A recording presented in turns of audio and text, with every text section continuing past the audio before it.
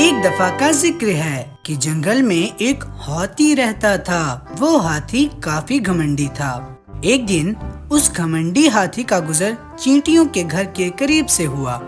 ہاتھی نے چینٹیوں کو ڈرانا شروع کر دیا۔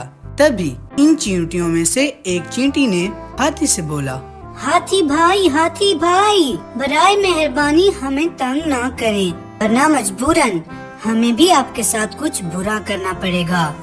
ہاتھی نے جب چینٹی کی بات سنی تو وہ بہت غصے میں آ گیا اور غصے سے کہنے لگا، ارے او گستاخ، تمہاری اتنی جرت، تم مجھے دھمکی دے رہی ہو؟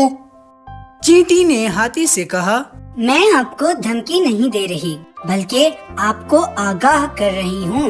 اگر آپ ہمیں پریشان کریں گے تو مجبوراً ہمیں بھی اپنے بچاؤ کے لیے کچھ کرنا پڑے گا۔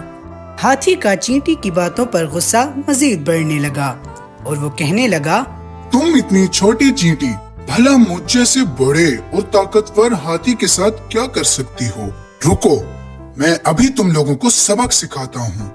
ہاتھی یہ بات کہہ کر چینٹیوں کے گھر کو گرانے کے لیے آگے بڑھا۔ چینٹی نے جب ہاتھی کو اپنے گھر کی طرف آتے دیکھا، اس نے سوچا کہ اب تو اس کو سبق سکھانا ہی پڑے گا۔ تبھی وہ چینٹی آگے بڑھی اور ہاتھی کی سونڈ میں گھس گئی اور سونڈ کو زور زور سے کاٹنے لگی، کبھی اس طرف تو کبھی اس طرف۔ بس پھر کیا تھا، ہاتھی تو درد سے پاگل ہو کر ناچنے لگا۔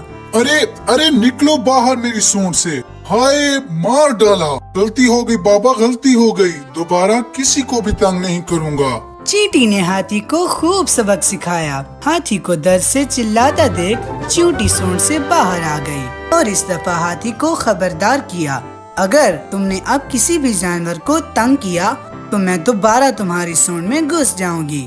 ہاتھی وہاں سے بھاگ گیا اور دوبارہ اس نے کسی بھی جانور کو تنگ نہیں کیا۔